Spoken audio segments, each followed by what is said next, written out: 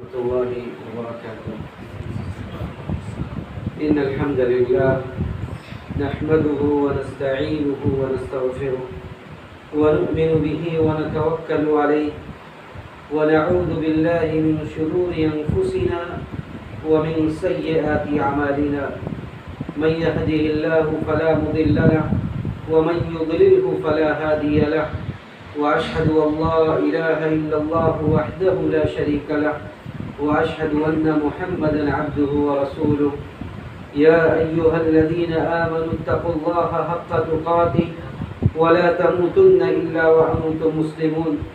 يا أيها الناس اتقوا ربكم الذي خلقكم من نفس واحدة وخلق منها زوجها وبث منهما رجالا كثيرا ونساء واتقوا الله الذي تساءلون به والأرحام إن الله كان عليكم رقيبا. يا أيها الذين آمنوا اتقوا الله وقولوا قولا سديدا يصلح لكم أعمالكم ويغفر لكم ذنوبكم ومن يطع الله ورسوله فقد فاز فوزا عظيما.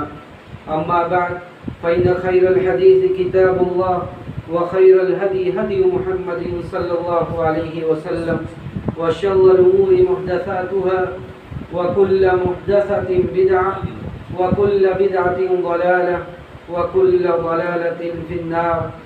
أعوذ بالله السميع العليم من الشيطان الرجيم. إنما المؤمنون الذين آمنوا بالله ورسوله ثم لم يرتابوا وجاهدوا بأموالهم وأنفسهم في سبيل الله أولئك هم الصادقون. محترم بزرگوں، نوجوان ساتھیوں، معزز حاضرین، بڑی خوش نصیبی کی بات ہے کہ آج مغل سرائے میں اللہ رب العزت والجلال کے دین کی نشر و اشاعت، دین کی کچھ باتیں سننے کے لیے، دین کی کچھ باتیں کہنے کے لیے میں آپ لوگوں کے درمیان حاضر ہوں۔ وہ لوگ لائق مبارکباد ہیں جن لوگوں نے اس درس کا انعقاد کیا، اس درس کا اہتمام کیا، کیونکہ اس طرح کے دروس اور اس طرح کے وعظ و نصیحت کی محفلیں بڑی بابرکت ہوا کرتی ہیں۔ جیسا کہ آپ نے پہلے بھی ہو سکتا ہے سنا ہو کہ اللہ کے رسول صلی اللہ علیہ وسلم نے ارشاد فرمایا کہ جب بھی لوگ بیٹھ کر اللہ کا ذکر کرتے ہیں، وعظ و نصیحت کی محفلیں قائم کرتے ہیں، تو اللہ سبحانہ و تعالیٰ کی جانب سے فرشتے انہیں ڈھانپ لیتے ہیں، رحمتیں انہیں اپنی آغوش میں لے لیتی ہے۔ تو اس طرح کی محفلیں بذات خود بابرکت ہیں۔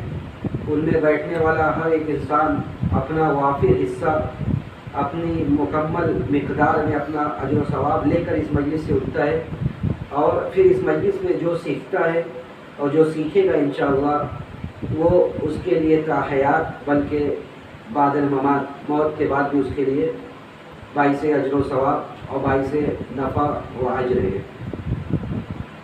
دیکھیے، یہ محفل کچھ تقریر سے ہٹ کر ہے، میں اسے تقریر کی اور جلسے کی محفل نہیں سمجھتا ہوں۔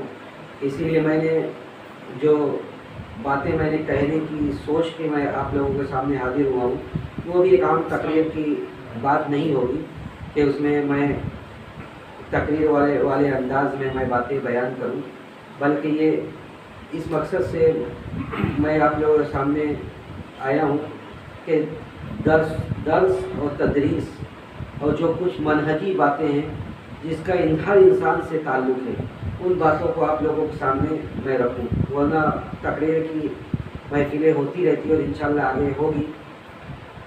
دیکھیے، ہر انسان خواہ وہ مسلمان ہو یا غیر مسلم ہو، اس کی پوری زندگی یا اس کے پورے زندگی کا محور 3 سوالوں کے ارد گرد گھومتا ہے۔ جب انسان اس دنیا میں اللہ سبحانہ و تعالیٰ نے انسانوں کو بھیجا تو گویا کہ ایک حساب سے اسی 3 سوالوں کے استعداد کے لیے، اسی 3 سوالوں کے جواب کی تیاری کے لیے بھیجا ہے۔ اور وہ 3 سوالوں کا سامنا انسان سے کب ہوگا؟ وہ 3 سوالوں کے تین سوالوں کا سامنا انسان سے اس کی اس زندگی کے فوراً بعد جیسے ہی اخروی زندگی یا برزخی زندگی شروع ہوگی اسی وقت سے ان سوالوں کا جواب اسے دینا پڑے گا۔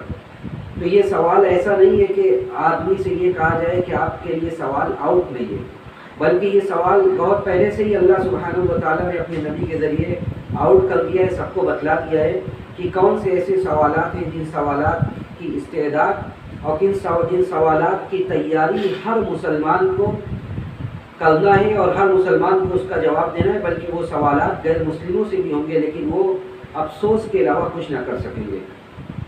تو یہ ایسے سوالات ہیں جو آؤٹ ہیں، اور جہاں پہ جیسے امتحان کی جو جگہ ہوتی ہے، قاعۃ الاختبارات، امتحان کے جو ہال ہوتے ہیں، وہاں جب انسان جاتا ہے امتحان دینے کے لیے تو اس کے والدین، پیرنٹس، ماں باپ جو بھی جاتے ہیں وہ باہر چھوڑ کے چلے جاتے ہیں اور اس امتحان میں اسے اکیلے فیس کرنا ہوتا ہے۔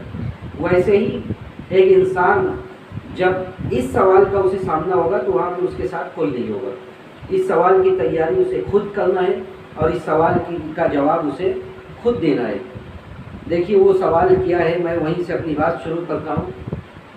جب ایک انسان قبر میں جاتا ہے اور اس کے اعزاء و اقربا اسے چھوڑ کے آنے لگتے ہیں اور پھر اس کے بعد ایک سلسلہ شروع ہوتا ہے برزخی زندگی کا۔ برزخی زندگی کا مطلب یہ نہیں ہے کہ انسان کو قبر میں جانا ہی پڑے، بلکہ جب برزخ بولا جاتا ہے، عالم برزخ، برزخی زندگی، تو برزخی زندگی کا مطلب ہوتا ہے کہ جیسے انسان کی روح پرواز کی، روح نے ساتھ چھوڑا بدن کا، اس وقت سے اس کی برزخی زندگی شروع ہو جاتی ہے۔ چاہے اسے قبر میں داخل کیا جائے، اسے لاخ بنا کے ہواؤں میں اڑا دیا جائے، اسے سمندر میں پھینک دیا جائے، اسے کسی بھی طرح ختم کر دیا جائے، تو اس کی برزخی زندگی اسی کے بعد سے شروع ہو جاتی ہے۔ ایسا نہیں ہے کہ قبر کے عذاب کے لیے یا قبر کی نعمتوں کے لیے، قبر کے سوال و جواب کے لیے قبر میں اسے دفن کرنا ہی پڑے گا، یہ مفہوم غلط ہے۔ بلکہ مفہوم برزخی زندگی کا یہ ہے کہ جیسے انسان کی وفات ہوتی ہے اس کی برزخی زندگی، برزخی لائف شروع ہو جاتی ہے، اور اس کے ساتھ وہ سب کچھ ہوگا جو احادیث میں بیان کیا گیا ہے کہ قبر میں کیا کیا ہوتا ہے، چاہے وہ قبر میں داخل ہو یا اسے سمندر میں پھینک دیا جائے یا کہیں بھی پھینک دیا جائے۔ تو اس سے تین سوال ہوتا ہے۔ جب انسان قبر میں جاتا ہے اور اس کے اعزاء و اقربا اسے چھوڑ کر چلے آتے ہیں، اس کے بعد اللہ تعالیٰ جب اس کے جسم میں روح کو واپس لوٹاتا ہے، پہلے تو روح نکلتی ہے، روح نکال کر اس کی آسمان تک لے جایا جاتا ہے، پھر اللہ تعالیٰ اس کی روح کو دوبارہ جسم میں بھیج دیتا ہے، اور تب فرشتے آتے ہیں آ کے اسے بیٹھاتے ہیں۔ اب یہ اس طرح کے سوالات بھی انسان کے دماغ میں آتا ہے کہ اتنی بڑی قبر ہے، اس میں ایک انسان بمشکل دو انسان اترتے ہیں قبر میں داخل کرنے کے لیے، تو کیسے ایک انسان کو بیٹھاتے ہیں، اس کے بعد دو فرشتے آتے ہیں اور آگے سوال و جواب کرتے ہیں۔ دیکھیے ایمان کا ایک بہت بڑا مسئلہ ایمان بالغیب ہے۔ قرآن میں سب سے پہلی صفت جو مومنین کی بیان کی گئی کہ الذین یؤمنون بالغیب، کہ جو لوگ غیب پر ایمان رکھتے ہیں۔ تو یہ قبر کا اور عذاب برزخ وغیرہ کا جو بھی تعلق ہے وہ غیبیات سے، ہمارا کمال یہ ہے کہ ہم بغیر دیکھے ہوئے اس پر ایمان لے آئیں، یہی ہمارا کمال ہے۔ تو اس 2 گز کی زمین کو آپ دنیا کے گز سے اور دنیا کے انداز سے اس پر قیاس نہ کریں، بلکہ یہ غیبیات سے اس کا تعلق ہے۔ اللہ تعالیٰ اتنی استطاعت دے گا، ایسا ماحول بنائے گا جو ہم نہیں جانتے ہیں، وہاں پہ بیٹھائے گا، فرشتے آئیں گے، بیٹھائیں گے اور سوال ہوگا، پھر سوال ہوگا۔ جو سوال ہوگا انہی 3 سوالوں کا جواب ہر آدمی کو تیار کرنا ہے۔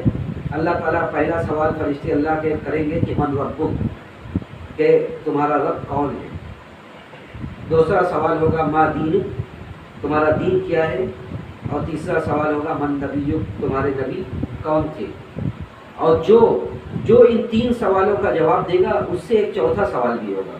شاید یہ بات آپ لوگوں کو تھوڑی وہ لگے کہ عام طور سے بیان کیا جاتا ہے کہ 3 سوال ہوگا، لیکن جو آدمی 3 سوالوں کا صحیح جواب دے دے گا اس سے چوتھا سوال ہوگا، اور چوتھے سوال میں یہ پوچھا جائے گا کہ آپ کو ان باتوں کا علم کیسے ہوا، آپ کو ان باتوں کا علم کیسے ہوا۔ تو وہ جواب دے گا کہ میں نے اللہ کی کتاب پڑھی اور میں نے اس میں غور و فکر کیا، تدبر کیا، تو مجھے ان باتوں کا علم ہوا۔ تو یہی 3 سوال ہیں جو پوری شریعت کا، پورے دین کا خلاصہ ہے۔ انہی 3 سوالوں کے ارد گرد ہر مسلمان کی زندگی گزرتی ہے۔ اگر وہ ان 3 سوالوں کی صحیح معنی میں تیاری کر لے، 3 سوالوں کا کی استعداد صحیح سے کر لے، جو لوازمات ہیں اس کے، جن چیزوں پر عمل کرنا ہے اور جن چیزوں سے بچنا ہے، یہ ساری چیزیں وہ سیکھ لے، تو گویا کہ اس نے اپنی دنیا اور آخرت دونوں سوال لے۔ پہلے یہ کہ رب کون ہے ہمارا رب کون ہے؟ ہمارا رب دیکھیے وہ ہے ربنا رب السماوات والارض، ہمارا رب وہ ہے جو آسمان و زمین کا خالق ہے، ہمارا رب وہ ہے جو اس کائنات کو چلا رہا ہے، ہمارا رب وہ ہے جو کائنات کے ذرے ذرے سے جسے واقفیت ہے، ہمارا رب وہ ہے جو علام الغیوب ہے، ہمارا رب وہ ہے جو عالم الغیب والشہادہ ہے، ہمارا رب وہ ہے جو ایک انسان کو اس دنیا میں اولاد دیتا ہے، ہمارا رب وہ ہے جو اسے روزی دیتا ہے، ہمارا رب وہ ہے جو مشکل کشا ہے، ہمارا رب وہ ہے جو حاجت روا ہے، ہمارا رب وہ ہے جو زندگی کے بڑے سے بڑے مسائل سے لے کر چھوٹے سے چھوٹے مسائل تک کی تدبیر اس دنیا میں کرنے والا ہمارا رب ہے۔ ربنا رب السماوات والارض لن ندعو من دونه الہا، جب رب ایسا ہے تو لن ندعو من دونه الہا، اس کے علاوہ ہم کسی اور کو پکاریں، اس سے بڑی ناانصافی کچھ نہیں ہو سکتی، اس سے بڑی ناانصافی کچھ نہیں ہو سکتی کہ جب ہمارا رب یہ وہ ہے جو ساری چیزوں پر قادر ہے، ساری چیزوں پر قادر ہے۔ ایک انسان آسمان و زمین جیسی بڑی مخلوقات سے لے کر اگر اپنے آپ میں غور کرے، وفی انفسکم افلا تبصرون، اللہ نے فرمایا کہ آسمان و زمین میں تم غور کرو، اپنے رب سے میں غور کرو۔ انسان اپنے بارے میں غور کرے کہ وفی انفسکم افلا تبصرون، کہ اپنے بارے میں غور نہیں کرتے انسان کی، انسان کو اللہ نے کیسے وجود بخشا اور کیسے اس کی لائف چل رہی ہے، کیسے اس کی زندگی چل رہی ہے۔ اگر یہ اللہ کی دی ہوئی نعمت میں سے، یہ اللہ کے دیے ہوئے جسم میں سے اگر معمولی سی کوئی چیز میں کوئی کمی آ جاتی ہے تو پھر کیا ہوتا ہے انسان کا؟ اگر دلوں کے اس عمل میں، دلوں کے اس فنکشن میں کچھ کمی آ جاتی ہے تو بڑے بڑے آپریشن ہوتے ہیں جن میں رسک یہ ہوتا ہے کہ بچے گا انسان نہیں بچے گا، کسی کی بائی پاس سرجری ہو رہی ہے، کسی کا کچھ ہو رہا ہے۔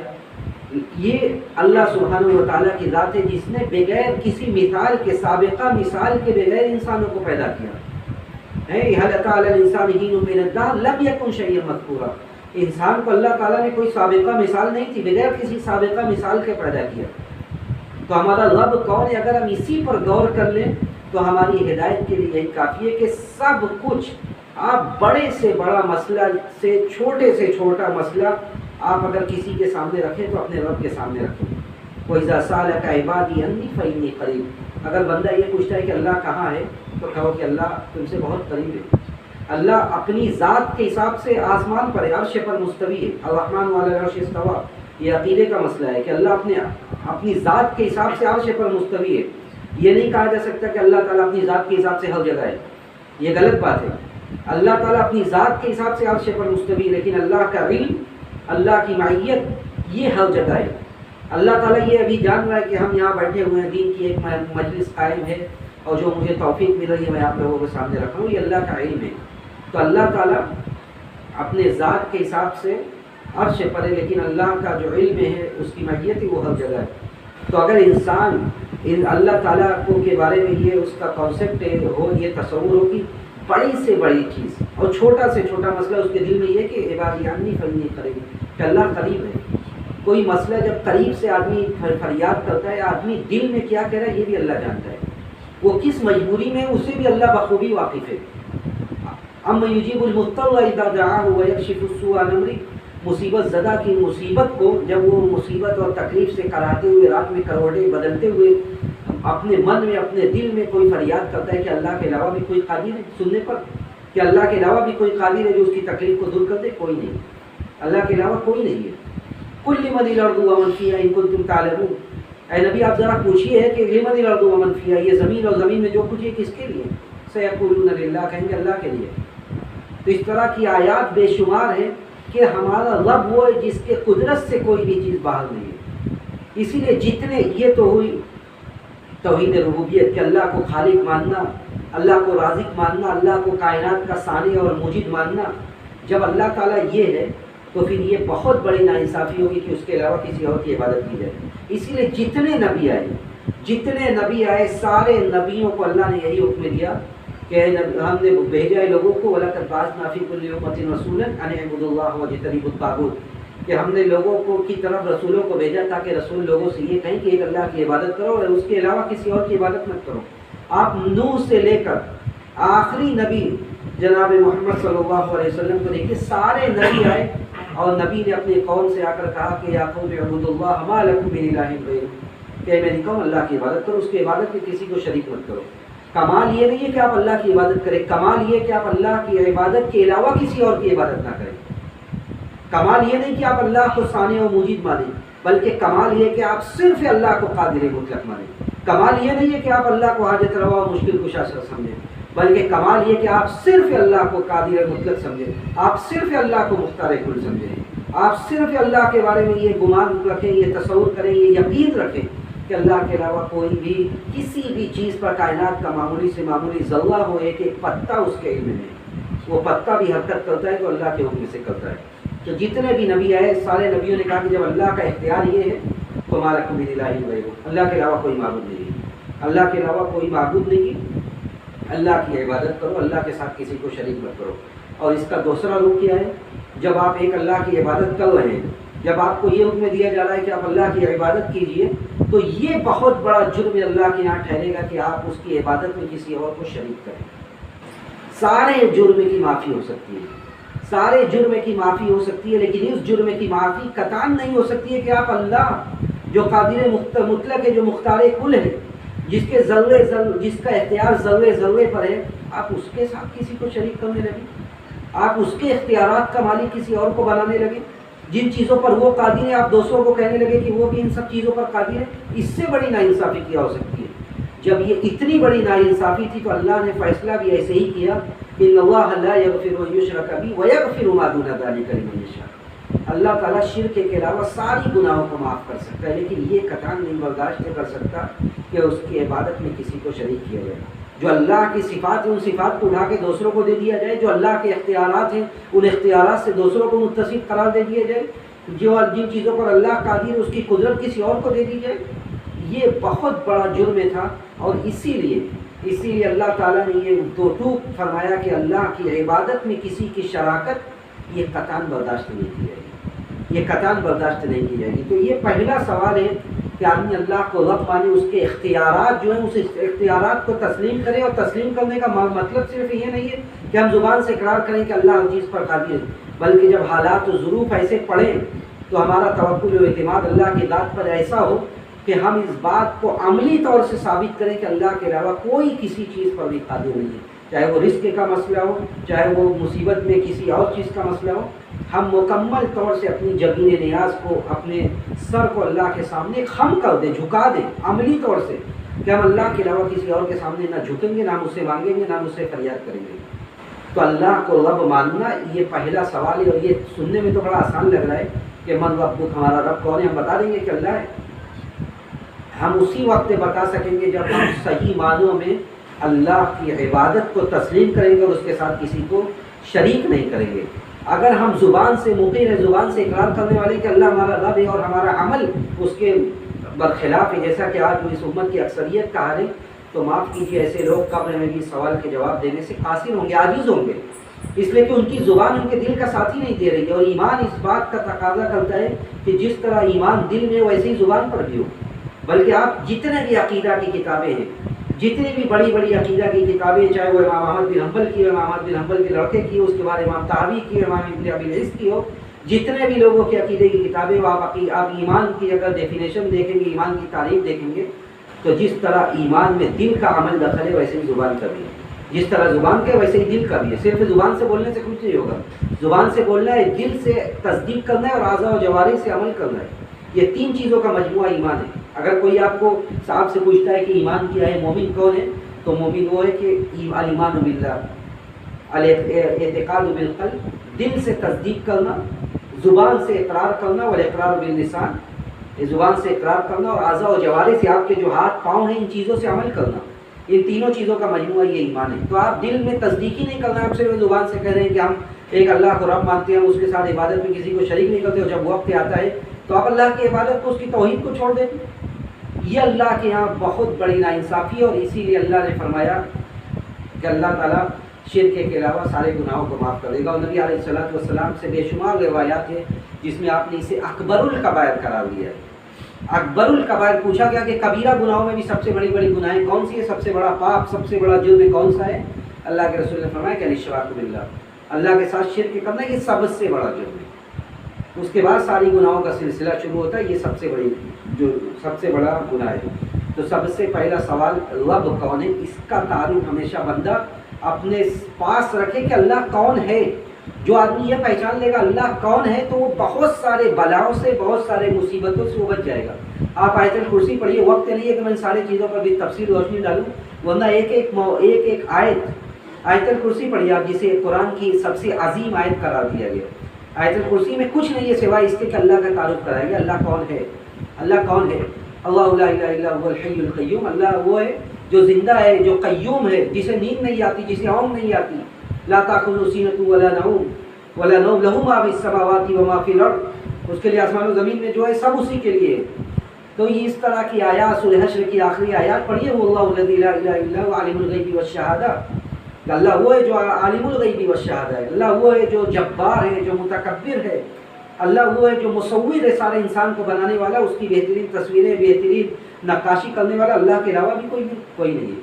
تو اللہ کون ہے، جو یہ اس بات کا تعارف اس کے دماغ میں ہو جائے، وہ اس دنیا میں سرخرو اور کامیاب ہو جائے گا، کیونکہ جو بھی زندگی میں مشکل وقت آئے گا اس کے دماغ میں یہ ہوگا کہ اللہ کون ہے، ہم جس کی عبادت کریں اس کی عظیم عظمت اور اس کی قدرت کیا ہے۔ اس کے بعد وہ یہ شجر و حجر، یہ بت، یہ قبر، یہ حجر، یہ کبھی نہیں اس کے سامنے جھکے گا۔ تو یہ ہوا اللہ کے بارے میں مختصر تعارف کہ اللہ کون ہے، جو قبر کا پہلا سوال ہے۔ اس کے بعد دوسرا سوال ہوگا ما دینک، تمہارا دین کیا ہے؟ تو دین ہمارا وہی ہے، دین ہمارا اسلام ہے۔ اسلام کے علاوہ یہ جب ہم اللہ پر مکمل طور سے ایمان لائیں گے تو گویا کہ ہم اسلام کو قبول کر لیں۔ اس کا تعلق پہلے ہی سوال سے کہ ہمارا رب کون ہے، ہمارا رب اللہ ہے، تو ہمارا دین کیا ہے؟ ہمارا دین اسلام ہے۔ ہمارا اس لیے کہ اسلام مطلب یہ استسلام، خود سپردگی، اللہ کے سامنے آدمی جھک جائے، اللہ کو سب کچھ، اس کے قدرات کو تسلیم کر لے، گویا کہ وہ مسلمان ہو گیا۔ اور جب اللہ کو آدمی رب مان لے گا تو وہ اس سوال کا جواب بھی دے دے گا، ان الدین عند اللہ الاسلام، اللہ کے نزدیک کوئی دین ہے تو وہ صرف اسلام ہے۔ اسلام کا مطلب صرف امت محمدیہ کے لوگ نہیں مسلمان ہیں، بلکہ جو پہلے بھی جو نبی تھے ان کی شریعتیں منسوخ کر دی گئی ہیں۔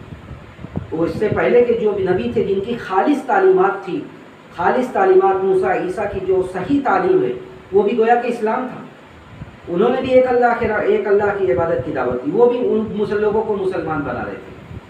شریعت میں فرق تھا کہ جو تفصیلی بات تھی وہ فرق تھا، ہو سکتا ہے ہمارے یہاں 5 نمازیں ہیں، ان کے یہاں کیا تھا، روزہ 1 مہینے کا ہے، ان کے یہاں کیا تھا، یہ سب تفصیلات میں فرق ہے۔ لیکن ایک اللہ کی عبادت اور اس عبادت میں کسی کو شریک نہ کرنا، یہ جتنے نبی آئے ہیں سارے نبیوں کی بعثت کا مقصد یہی تھا کہ وہ لوگوں کو مسلمان بنائیں، وہ لوگوں کو ایک رب کو ماننے والا بنائیں۔ تو ہمارا دین کیا ہے؟ جتنے بھی لوگ ہیں، اگر اللہ کے نزدیک کوئی دین قابل قبول ہے تو وہ صرف اور صرف دین اسلام ہے، اس کے علاوہ کوئی دین نہیں ہے۔ جب اللہ نے یہ اعلان کر دیا تو اب کسی سے بھی اسلام کے علاوہ کوئی مذہب اور کوئی دین قبول نہیں کیا جائے گا۔ یہ الگ بات ہے کہ لا اکراہ فی الدین، دین کے معاملے میں زور زبردستی نہیں ہے، اللہ نے راستہ دکھا دیا ہے۔ انا ہدیناہ السبیل اما شاکرا و اما کفورا، ہمیں اپنا کام کرنا ہے، جو ہدایت پر آنا چاہے ہدایت پر آئے، جو ہدایت پر نہ آنا چاہے وہ ہدایت پر نہ آئے۔ کسی کے بارے میں کوئی زور زبردستی اسلام کے منہج کے اور شریعت کے منہج کے خلاف ہے۔ ما دینکم من نبی، اگلا سوال یہ ہوگا کہ تمہارا نبی کون تھا، تمہارا نبی کون تھا۔ اب دیکھیے نبی کون تھے، ہمارے نبی کون تھے؟ ہمارے نبی آخری نبی محمد عربی صلی اللہ علیہ وسلم ہے، جو جن کے ذریعے نبوت کا یہ سلسلہ ختم کر دیا گیا۔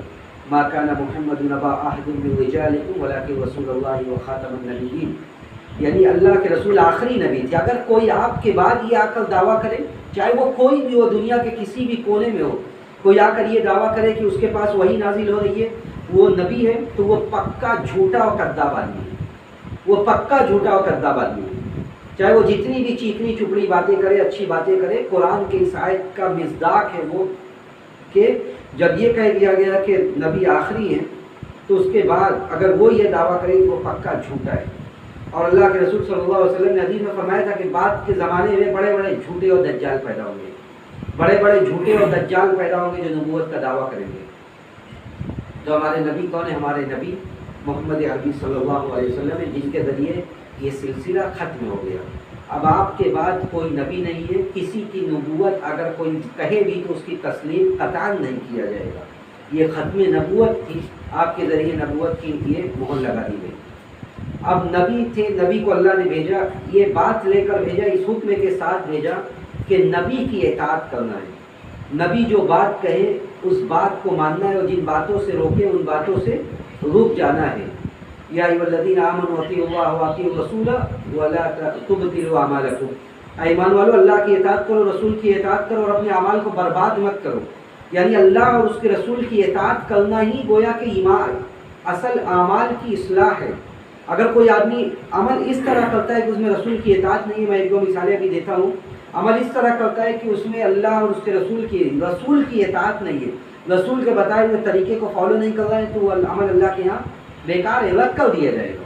اس لیے کہ اللہ نے کہا کہ اللہ کی اطاعت کرو, رسول کی اطاعت کرو. اگر ایسا نہیں کرو گے تو تمہارے اعمال گویا کہ ضائع ہو جائیں گے. وَمَن يُطِعِ الرَّسُولَ فَقَدْ أَطَاعَ اللَّهَ. بلکہ یہ بھی کہا گیا کہ جو آدمی رسول کی اطاعت کرتا ہے وہ اللہ کی اطاعت کرتا ہے. رسول کی اطاعت کرتا ہے وہ اللہ کی اطاعت کرتا ہے. رسول کی اطاعت یہ اللہ کی اطاعت ہے, کیونکہ اللہ تعالیٰ نے رسول کے ذریعے ہی ہم تک اپنا دین پہنچایا ہے. آپ کو نبوت دی گئی, آپ کے اوپر وہی نازل کی گئی, اور آپ نے وہ وہی لوگوں کو بتلایا, اور اسی لیے اللہ نے فرمایا کہ وَمَن يُطِعِ الرَّسُولَ فَقَدْ أَطَاعَ اللَّهَ. جو رسول کی اطاعت کرے وہ اللہ کی اطاعت کرتا ہے.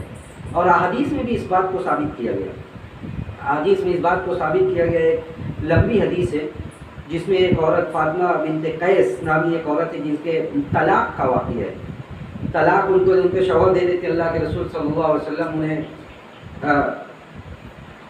انہیں مشورہ دیتے ہیں کہ آپ جو ہے یہاں عدت گزاری, اس کے بعد دوسری جگہ پھر عدت گزارنے کا حکم دیا جاتا ہے. اسی حدیث میں آگے ہے کہ یہ اللہ اور اس کے رسول کا حکم ہے, یہ اللہ اور اس کے رسول کا حکم ہے.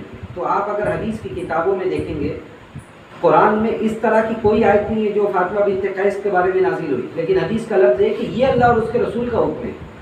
یعنی یہ بات کا حکم دینا اللہ کے رسول حکم دینا ہے, لیکن اللہ کے رسول کا حکم دینا یہ اللہ کا حکم دینا ہے. اسی لیے اللہ کے نبی نے کہا کہ یہ اللہ اور اس کے رسول کا حکم ہے.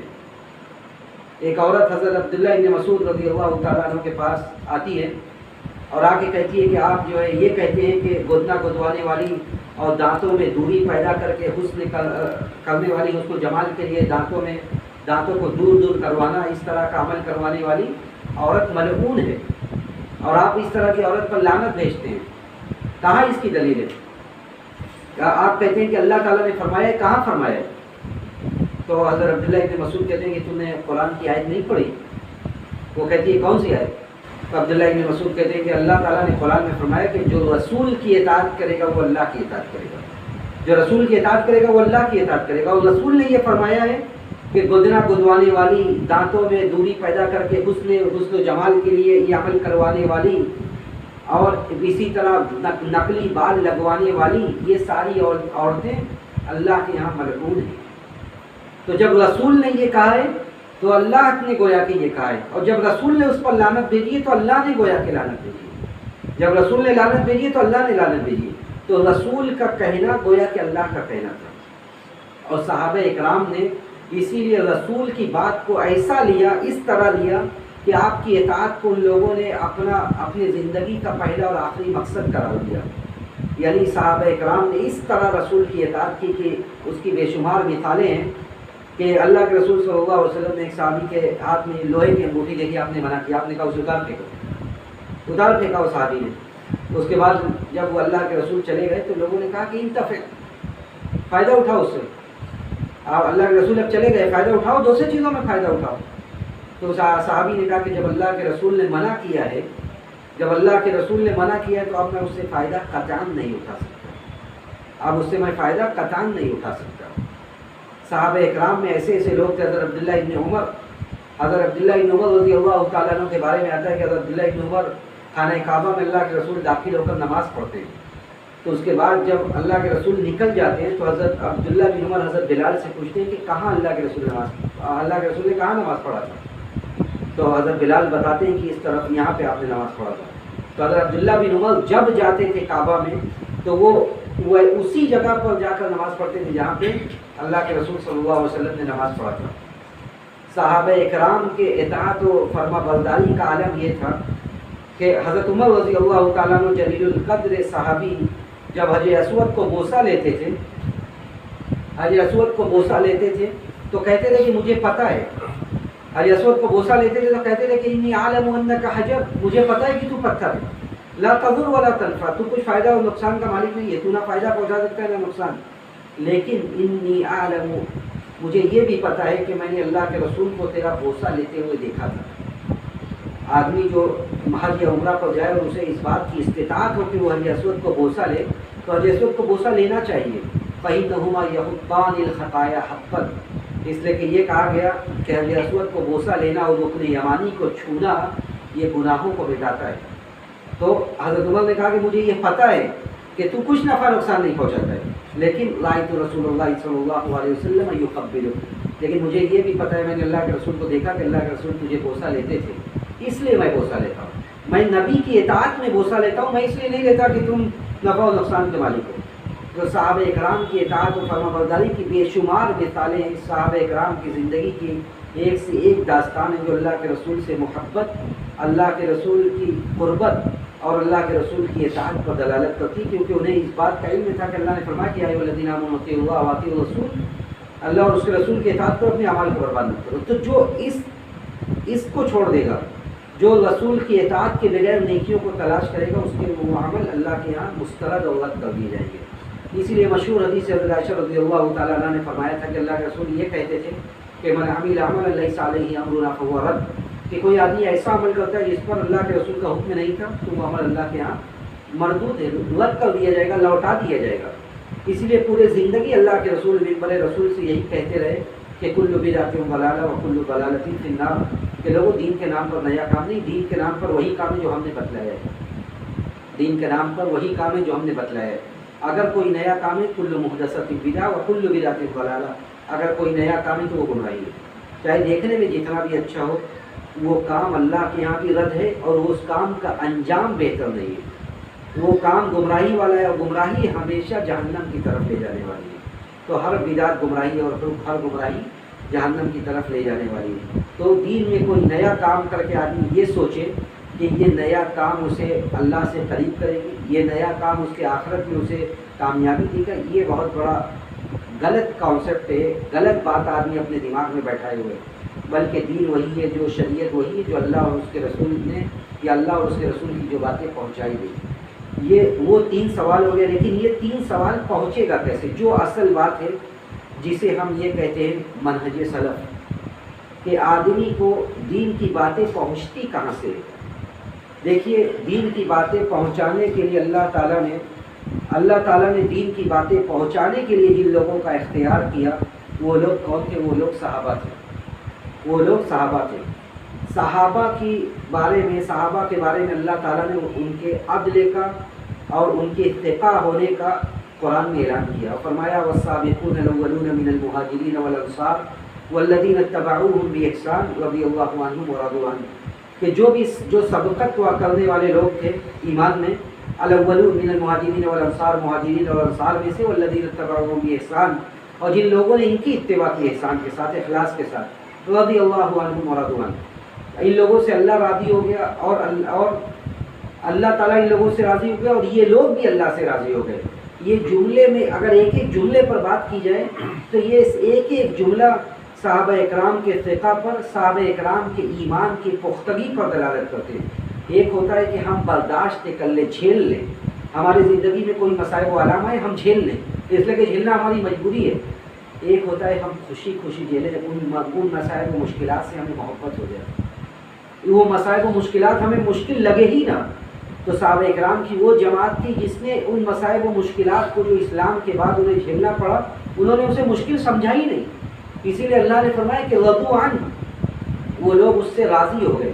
جب مشکل آئی، جب دین کے لیے، اسلام کے لیے اپنا گھر بار، اپنا آبائی وطن، مال و دولت، کاروبار، جائیداد سب چھوڑنا پڑا، تو ایسا نہیں کہ وہ کاروبار کے لیے رو رہے تھے، وہ اپنی جائیداد کے لیے رو رہے تھے، بلکہ رضوا عنہ، بلکہ وہ جذبہ تو ایسا تھا کہ اس جذبے کی وجہ سے ان مسائب و مشکلات سے انہیں عشق ہو گیا تھا، انہیں محبت ہو گئی تھی، اور اسی لیے اللہ نے صرف یہ نہیں کہا کہ رضی اللہ عنہم، اللہ ان سے راضی ہو گیا، بلکہ اللہ نے یہ بھی گواہی دی کہ وہ لوگ بھی اللہ سے راضی ہو گئے۔ تو صحابہ اکرام کی اس جماعت کا اختیار جس طرح نبی کا اختیار اللہ تعالیٰ کرتا ہے، اسی طرح صحابہ اکرام کا اختیار بھی اللہ نے دیا تھا۔ اس کے بعد نبی کے بعد جو پاکیزہ دل والے تھے ان کو نبی کی صحبت کے لیے اختیار کر لیا، ان کو نبی کی صحبت کے لیے اختیار کر لیا۔ تو یہ صحابہ اکرام کی جماعت تھی جن کو اللہ تعالیٰ نے اپنے نبی کی صحبت کے لیے اختیار کیا، اور ان لوگوں نے نبی کا ہر موڑ پر اور ہر وقت کے ساتھ دیا۔ تو اس دین کی جو باتیں ہم تک پہنچی، جو باتیں بعد کے زمانوں تک پہنچی، ان باتوں کو روایت کرنے والے اور ان باتوں کو بیان کرنے والے صحابہ اکرام کی جماعت تھی۔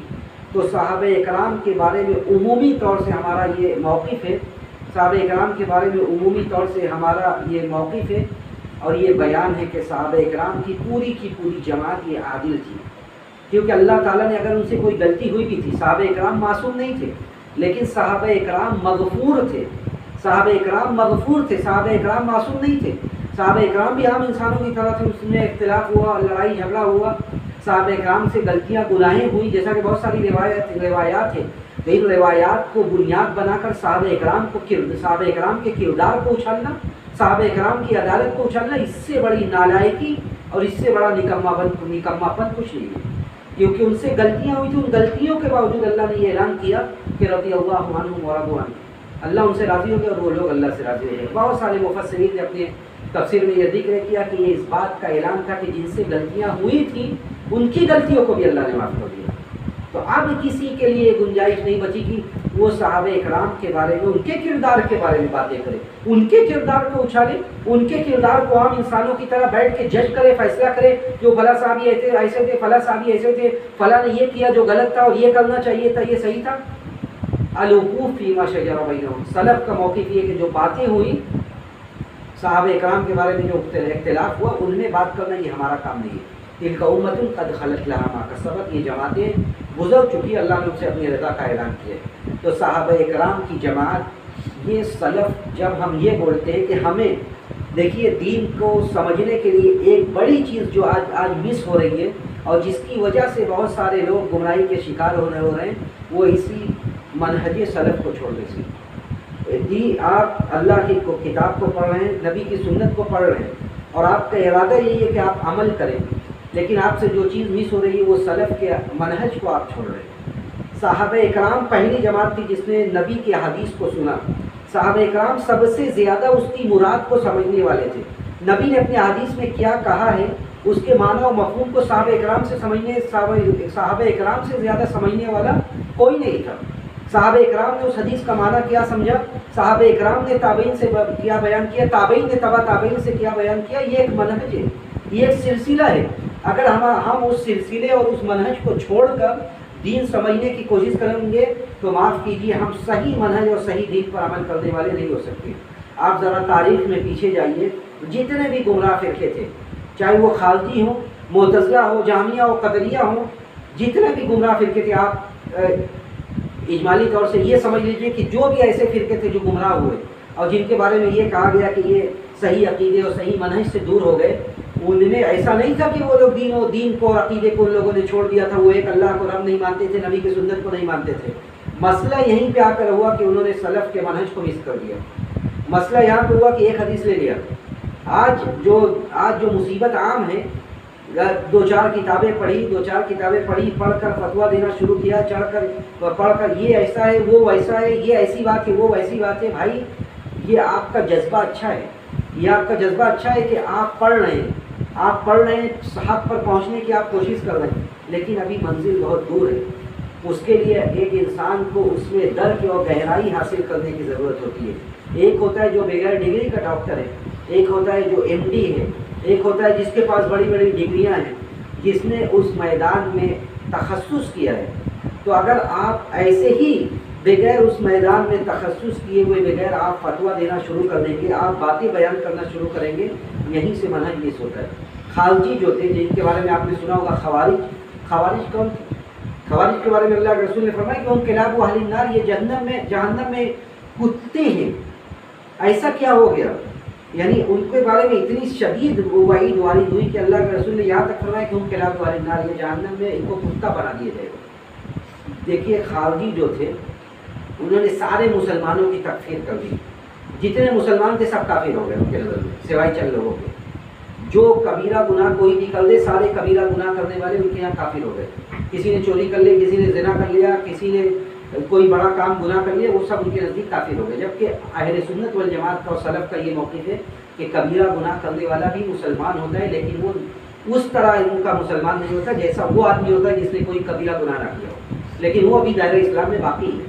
تو خالدی جو تھے انہوں نے کیا کیا، انہوں نے ایک دو روایات لی جن روایات میں یہ بیان کیا گیا کہ جب آدمی برا کام کرتا ہے تو وہ مومن نہیں رہتا، یا اس طرح کے مفہوم کی جو روایات تھی اس کو انہوں نے لیا اور کہا کہ یہ آدمی مسلمان نہیں ہے. اور باقی ساری روایات چھوڑ دیا کہ جو آدمی کلمہ توحید کا اقرار کرتا ہے وہ جنت میں جائے گا، جو آدمی یہ کام کرتا ہے وہ جنتی ہے. اس طرح کی ساری روایات کو چھوڑ دیا. تو دین پر عمل کرنے کے لیے آپ کو منہج پر قائم رہنے کے لیے ساری روایات کو جمع کرنا پڑے گا. یعنی ساری روایات کو جمع کر کے علماء مسئلہ بتاتے ہیں کہ یہ مسئلہ ایسے ہے. ایسا نہیں کہ ایک حدیث آپ کو مل گئی، آپ نے اس ایک حدیث سے فوراً ایک مسئلہ اخذ کر لیا، لے لیا اور کہا کہ نہیں بھائی یہ ایسے ہے. یہیں سے ضرورت پیدا ہوتی ہے کہ ہم سلف کے منہج کو سمجھیں. جب ہم یہ کہتے ہیں کہ سلف کا منہج، تو سلف سے کون لوگ مراد ہوتے ہیں؟ دیکھیے سلف جب کہا جاتا ہے، سلف سے عام طور سے مراد ہوتا ہے گزرے ہوئے لوگ، گزرے ہوئے اچھے لوگ. سلف صالح بولا جاتا ہے، گزرے ہوئے اچھے لوگ. اب منہج سلف صالح، سلف صالح کا منہج، سلف کا منہج، تو منہج میں ہوتا ہے طریقہ، سلف کا طریقہ. تو عام طور سے کتابوں میں جو سلف بولا جاتا ہے تو اس سے تین جماعت مراد ہوتی ہے. صحابہ اکرام کی جماعت، صحابہ اکرام کے بعد تابعین کی جماعت، اور تابعین کے بعد تبع تابعین کی جماعت، جو تقریباً 300 ہجری تک جن کا زمانہ تھا. تقریباً 300 ہجری تک جن کا زمانہ تھا، یہ وہ زمانہ تھا جسے ہم یہ کہتے ہیں کہ سلف کا زمانہ تھا. اب یہاں پہ ایک سوال دماغ میں آ سکتا ہے کہ سلف کا زمانہ تھا تو کیا ان زمانوں میں 300 سال تک کوئی ایسا آدمی پیدا نہیں ہوا تھا جن کے بارے میں جو علماء نے بحث کی ہوگی یہ اس آدمی کا عقیدہ صحیح نہیں تھا؟ بے شک ایسے لوگ پیدا ہو گئے تھے، اور بہت سارے ایسے لوگ تھے جو اسی زمانے میں خالدی پیدا ہوئے، اسی زمانے میں معتزلی پیدا ہوئے بعض لوگ، یعنی ایسے عقیدے والے لوگ جن کا عقیدہ صحیح نہیں تھا. تو اسی لیے ہم کہتے ہیں سلف الصالح، جو نیکوکار سلف ہیں. یعنی اس 300 سال میں جو ایسے لوگ پیدا ہوئے جو اچھے لوگ تھے، ان اچھے لوگوں کا منہج ہمارے لیے لائق اقتدا ہے. منہج سلف صالح، سلف صالح کے منہج کی اہمیت، اس کی دلیل کیا ہے؟ کیوں ان کے منہج کو ہمیں سمجھنا ہے؟ اللہ کے دین کو ان کے منہج پر کیوں سمجھنا ہے؟ اس لیے کہ اللہ کے رسول صلی اللہ علیہ وسلم نے فرمایا کہ خیر الناس قرنی ثم الذین یلونہم ثم الذین یلونہم، بہترین جو زمانہ تھا وہ میرا زمانہ تھا، اس کے بعد میرے بعد والوں کا زمانہ، اور اس کے بعد ان کے بعد والوں کا زمانہ. اور اللہ کے رسول نے یہ بھی حدیث میں فرمایا کہ دیکھو جب اختلاف ہو جائے، من یعش منکم من بعدی فسیری اختلافا کثیرا، بعد کے زمانوں میں جو زندہ رہے گا وہ دیکھے گا بڑا اختلاف ہو رہا ہے. تو فعلیکم بسنتی و سنت الخلفاء الراشدین، آپ نے صحابہ کے بارے میں واضح کہا کہ صحابہ اب جو اختلاف ہو جائے گا میری سنت دیکھو، میرے بعد خلفاء راشدین کی سنت دیکھو. یہاں تک آپ نے حدیث میں فرمایا کہ صحابہ اکرام بعد کے زمانے والوں کے لیے امن و امان کے باعث سے، جب صحابہ چلے جائیں گے، صحابہ کا زمانہ ختم ہو جائے گا تو اس کے بعد پھر فتنہ پیدا ہونا شروع ہو جائے گا. تو صحابہ اکرام کی اہمیت اس لیے کہ صحابہ اکرام نے اللہ کے رسول کا زمانہ دیکھا، صحابہ اکرام نے اللہ کے رسول کا زمانہ دیکھا، صحابہ اکرام نے اللہ کے رسول سے حدیثیں سنی، صحابہ اکرام نے اللہ کے رسول کے مراد کو سمجھا، اور صحابہ اکرام نے اللہ کے رسول کے دین کو آگے پہنچایا. دیکھیے یہ ایک بڑا مسئلہ ہے کہ صحابہ اکرام نے اللہ کے رسول کو ڈائریکٹ دیکھا، آپ نے وہ وحی کا زمانہ محسوس کیا، وحی کا زمانہ پایا. منہج سلف کی اہمیت کو سمجھنے کے لیے سب سے بڑی بات یہی ہے کہ ان لوگوں نے وحی کا زمانہ پایا. یہ آیت کب نازل ہوئی، کس اس میں حالات میں نازل ہوئی، ان لوگوں نے اسے دیکھا، محسوس کیا، سمجھا، اور جو باتیں سمجھ میں نہیں آئی اللہ کے رسول سے انہوں نے پوچھا، اور پوچھ کے آگے والوں کے لیے انہوں نے پہنچایا. ایک سبب یہ بھی ہے منہج سلف کی اہمیت کا کہ صحابہ اکرام بغیر کسی اختلاف کے صحابہ اکرام کی جماعت سب سے زیادہ علم والی جماعت تھی. صحابہ اکرام کی جماعت سب سے زیادہ علم والی جماعت تھی.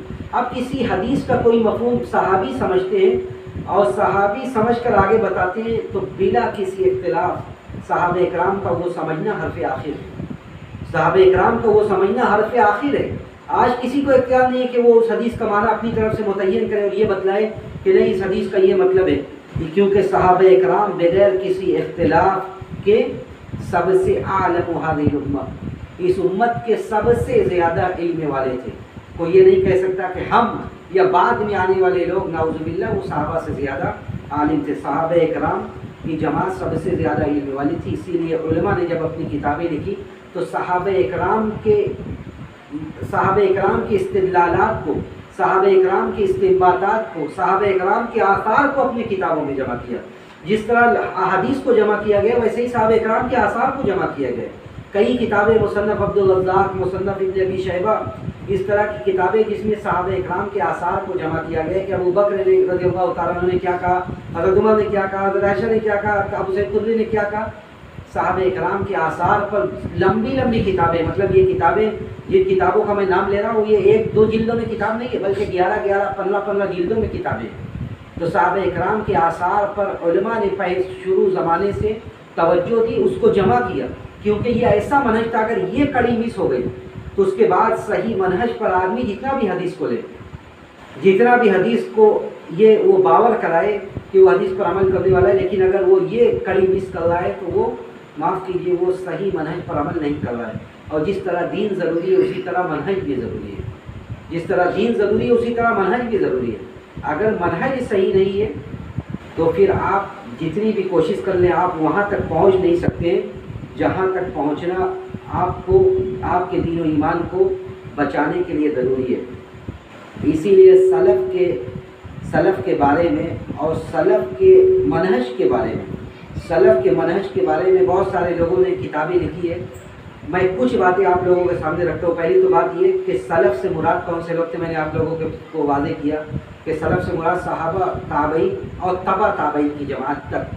یہ بہت سارے لوگوں نے، جیسے ابن مسعود رضی اللہ تعالیٰ عنہ کے اثر سے صفارینی نے اور بہت سارے لوگوں نے یہ بات ذکر کی ہے کہ یہ 3 کڑی تھی جن کے بارے میں یہ کہا جاتا ہے کہ یہ لوگ سلف ہیں، اور انہی کے منہج کو سمجھنا، انہی کے منہج پر عمل کرنا یہ صحیح دین پر عمل کرنے کے لیے ضروری ہے۔ جب آپ اس کو چھوڑ کر صحیح دین پر عمل کرنے کی کوشش کریں گے تو آپ صحیح تک پہنچ نہیں پائیں گے۔ موجودہ زمانے میں شیخ ابن باز سے لوگوں نے پوچھا تو انہوں نے فرمایا کہ السلف الصالح هم الصحابہ ومن سلک سبیلہم۔ سلف کون ہے؟ سلف صحابہ اکرام کی جماعت تھی۔ ومن سلک سبیلہم من التابعین، اور جو صحابہ کے منہج پر چلنے والے تابعی تھے وہ اتباع التابعین، اور جو تبع تابعین تھے جنہوں نے صحابہ اور تابعین کے منہج پر جنہوں نے اپنی زندگی گزاری۔ بڑے بڑے ائمہ جو تھے ان لوگوں نے صحابہ کے منہج پر اپنی زندگی گزاری، یہ سارے لوگ سلف کی جماعت میں شامل ہیں۔ دیکھیے سلف کی جماعت کا کوئی خاص پیریڈ نہیں ہے کہ اس وقت جو تھے وہی ہے، بلکہ یہ منہج ایسا ہے کہ جب قیامت تک جو لوگ اس منہج کو پکڑے رہیں گے، قیامت تک جو لوگ اس منہج کو اپنائیں گے وہ سب لوگ اس آیت کے مصداق ہیں جن کے بارے میں اللہ نے فرمایا کہ والذین اتبعوہم بإحسان، کہ جہاں اس آیت میں وہ صحابہ داخل ہیں جو لوگ بعد میں اسلام لے آئے تھے، یعنی متاخرین جیسے فتح مکہ وغیرہ کے موقع پر، ویسے ہی اس میں وہ لوگ بھی داخل ہیں جو قیامت تک منہج سلف پر عمل کرنے والے ہیں، سلف کے منہج پر چلنے والے ہیں۔ تو ایسا نہیں ہے کہ یہ کسی خاص زمانہ کے ساتھ، کسی خاص وقت کے ساتھ یہ بات جڑی ہوئی تھی، بلکہ جب بھی کوئی آدمی اس منہج کو اپنائے گا، اس منہج پر چلے گا، وہ صحیح دین پر عمل کرنے والا ہوگا، کیونکہ یہ کوئی الگ سے دین نہیں ہے۔ یعنی منہج سلف کی جب بات کی جاتی ہے تو اس کا مطلب یہ نہیں تھا کہ یہ کوئی الگ سے دین ہے، بلکہ یہ اللہ کے دین پر، رسول کی سنت پر چلنے کا ایک طریقہ ہے۔ ان کے منہج کی امتیازی باتیں کیا؟ امتیازی بات یہ ہے کہ آدمی اللہ کی اطاعت کرے، رسول کی اطاعت کرے، دین میں کوئی نیا کام نہ کرے،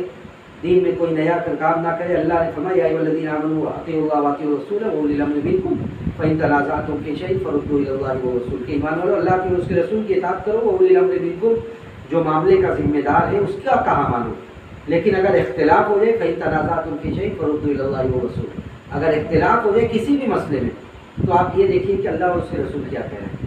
اللہ اور اس کے رسول کا کہنا کیا ہے، کتاب اللہ اور سنت رسول اللہ کس بات پر دلالت کر رہی ہے۔ کسی بھی معاملے میں اختلاف ہو جائے، امام مالک رحمہ اللہ کے زمانے میں، امام مالک رحمہ اللہ مدینے میں بیٹھ کر مسجد نبوی میں درس دیتے تھے۔ امام مالک کے زمانے میں مسجد نبوی میں درس دیتے تھے. جو لوگ حج اور عمرہ پر گئے، جیسے ابھی آپ کے بھائی عمرہ سے آئے ماشاءاللہ، ان کو یہ پتہ ہے کہ مسجد نبوی سے جب مدینے سے آپ کو احرام باندھ کے عمرہ کرنے مکہ آنا ہے تو ذوالحلیفہ ایک جگہ ہے، ذوالحلیفہ جو میقات ہے جہاں سے احرام باندھ کے آنا ہے، ذوالحلیفہ سے میقات باندھ کے آنا یہ سنت ہے. اب حضرت امام مالک کے زمانے میں ایک آدمی یہ کہتا ہے کہ میں ذوالحلیفہ سے میقات نہیں باندھوں گا، بلکہ میں مسجد نبوی سے میقات باندھ کے جاؤں گا عمرہ کرنے کے لیے.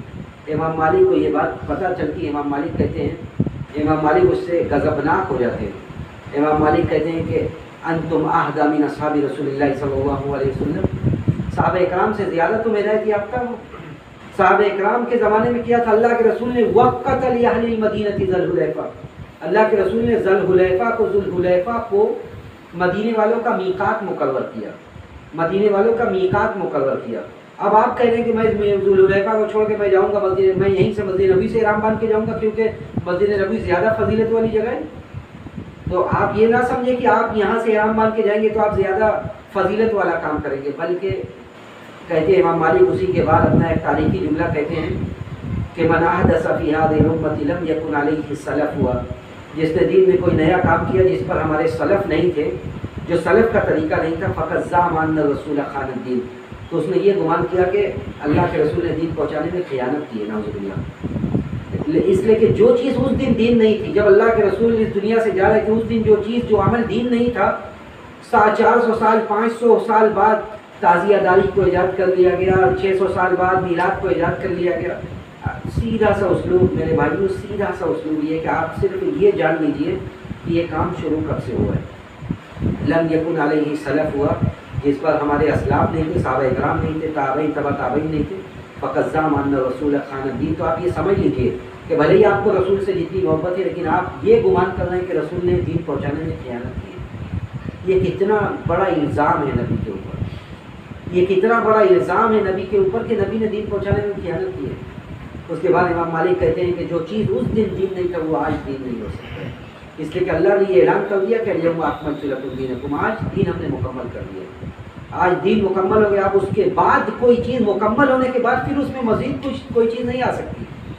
تو اس صحابہ اکرام کے منہج کو پر عمل کرنا، صحابہ اکرام منہج سلف کے مطابق دین پر عمل کرنا، یہ بہت ضروری چیز ہے جس کو آج سمجھنے کی ضرورت ہے. کیونکہ آپ وقت نہیں، یہ بہت ساری مثالیں ہیں صحابہ اکرام سے. صحابہ اکرام کو جو چیزیں سمجھ میں نہیں آتی تھی، ظلم، اللہ نے کہا کہ ظلم کرنے والا، ظلم کی مذمت کی گئی. صحابہ اکرام نے کہا کہ اینا لم یظلم نفسہ، کون ایسا آدمی ہے جو اپنے آپ پر ظلم نہیں کرتا ہے. یعنی یہ آیت انہیں سمجھ میں نہیں آئی. آئے کہ اللہ کے رسول سے پوچھتے ہیں کہ اللہ کے رسول اینا لم یظلم نفسہ، کہ ہم میں سے کون آدمی اپنے نفس پر ظلم نہیں کرتا. جب آ کر اللہ کے رسول سے سوال کرتے ہیں تو اللہ کے رسول نے بتلاتے ہیں کہ یہاں ظلم سے مراد کیا ہے، یہاں ظلم سے مراد شرک ہے. تو صحابہ اکرام وہ تھے جنہوں نے ڈائریکٹ اللہ کے رسول سے کوئی مسئلہ ایسا ہوا، صحابہ اکرام نے فوراً پوچھا. قرآن میں جگہ جگہ جو یہ سوالات ہیں کہ یسألونک عن الأہلہ، کہ صحابہ لوگ آپ سے چاند کے بارے میں پوچھتے ہیں، یسألونک عن المحیض، لوگ آپ سے حیض کے بارے میں پوچھتے ہیں.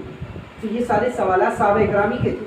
صحابہ اکرام نے ڈائریکٹ نبی سے آپ مخاطب ہوئے، صحابہ اکرام نے پوچھا. تو صحابہ اکرام کی منہج کی اہمیت اس لیے کہ صحابہ اکرام نے اللہ کے رسول کا زمانہ اور پھر تابعین اور تبع تابعین کی اہمیت اس لیے کہ تابعین نے صحابہ کو دیکھا، صحابہ کی باتیں انہوں نے نقل کی، اور تابعین کی بات تبع تابعین نے تابعین سے پوچھا. اس کے بعد پھر فتنہ و فساد کا زمانہ شروع ہوا. اور پھر جو محدثین تھے، محدثین نے پھر بغیر کسی پیمانے کے لوگوں کی بات لینا بند کر دیا. پھر لوگوں کو پرکھنا شروع کر دیا کہ یہ عادل ہے، یہ صحیح آدمی ہے کہ صحیح آدمی نہیں ہے. تو صحابہ اکرام کے زمانے میں قرآن کی آیت پڑھی جاتی تھی کہ اس آیت کا مطلب کیا ہے. جیسے بعض آیات کا مطلب لوگوں پر وہ ہو جاتا تھا، صحابہ اکرام اس کا مطلب بتاتے تھے. کیونکہ صحابہ اکرام سب سے، تفسیر کی کتاب ہو، تفسیر کی کتاب میں اگر کوئی آیت کی تفسیر نبی سے ثابت ہے تو سب سے بڑی باتیں ہوں کہ والنازعات غرقا کا مطلب نبی نے کیا بتلایا ہے وہ سب سے بڑی بات ہے. اگر نبی نے نہیں بتلایا ہے تو پھر ہم یہ دیکھیں گے کہ صحابہ نے کیا بتلایا ہے. تو قرآن کی آیت کا مطلب نبی اور صحابہ کچھ بتلائے ہیں، ہم کچھ بتلائے ہیں. تو اب دیکھیے اختلاف کہاں سے آتا ہے، منہج سلف کو چھوڑنے سے اختلاف آتا ہے. وہ دعا واللیل اذا سجا کا ترجمہ ہم کچھ خود کریں، ہم خود کچھ کریں، اور دوسرا آدمی سامنے آیت پڑھے وہ اس کا مطلب کچھ بتلائے. تو ایک تو یہ کہ قرآن کی تفسیر ہو، حدیث کا مفہوم ہو، یہ سب کہاں سے آئے گا؟ اللہ کے رسول کے اگر حدیث مل جائے ٹھیک ہے، ورنہ ہم صحابہ کو دیکھیں گے، صحابہ نے کیا کہا ہے، صحابہ کی بات نہیں ملے گی تابعین کی دیکھیں گے، کچھ نہیں ملے گا تو پھر آگے میں لوگ عربی زبان دیکھیں گے کہ اگر عربی زبان میں ہے تو عربی زبان میں اس کا مطلب، عربی لینگویج میں اس کا مطلب کیا ہے۔ اب وہ دعا کا مطلب چاشتے کا وقت ہے، اس کا مطلب کوئی اور ہم متعین کریں، شمس کا مطلب سورج ہے، ہم اس کا مطلب کچھ اور متعین کریں، اور ہم یہ کہیں گے نہیں یہ اس کا صحیح مطلب ہے، یہ اس کا صحیح ترجمہ ہے۔ تو یہ اختلاف اس وقت پیدا ہوتا ہے جب منہج سلف کو چھوڑ کر باتیں کی جاتی ہیں۔ تو یہ کڑی دین پر عمل کرنے کے لیے، سوالوں کے جوابات دینے کے لیے، جو 3 سوال سے میں نے بات شروع کی تھی، تو ان 3 سوالوں کو جواب دینے کے لیے سلف کے منہج پر چلنا یہ بہت ضروری کڑی ہے، جو آج جب ہم خاص طور سے نئے دین پر آتے ہیں تو یہ کڑی مس ہونے لگتی ہے کہ ہم حدیث کو لینے، حدیث پر عمل کرنے کا ہمارے اندر جذبہ ہوتا ہے، لیکن بسا اوقات یہ ہوتا ہے کہ اس حدیث کا صحیح مطلب اور صحیح منہج ہم نہ لے کر اس کا ایسا معنی متعین کرتے ہیں جو معنی صحیح نہیں ہوتا ہے۔ اس کے لیے ضروری ہے کہ ہم ان علماء کی طرف رجوع کریں جو علماء مستند ہیں، جو مستند علماء ہیں جنہوں نے اپنی زندگی دین کے علم کے لیے گزاری ہے، جو معتبر جامعات میں جنہوں نے علم حاصل کیا ہے، دین کے اصول کے لیے 10 15 سال انہوں نے گزارا ہے، ان لوگوں کو جن کے بارے میں بڑے علماء نے، یا ایسے لوگ ہیں جن کے بارے میں بڑے علماء نے گواہی دی ہو کہ اچھے لوگ ہیں جن کے پاس دین کا علم ہے، ورنہ ایسے لوگوں سے جن کے بارے میں کوئی علم نہ ہو ان لوگوں سے باتیں لینا یہ مناسب نہیں ہے۔ یہ بسا اوقات یہاں سے آدمی نہ چاہتے ہوئے، نہ جانتے ہوئے گمراہی لے لیتا ہے۔ تو ضرورت اس بات کی کہ ہم منہج کو سمجھیں، دین پر عمل کرنے کی ضرورت کو اور اس کے طریقے کو سمجھیں۔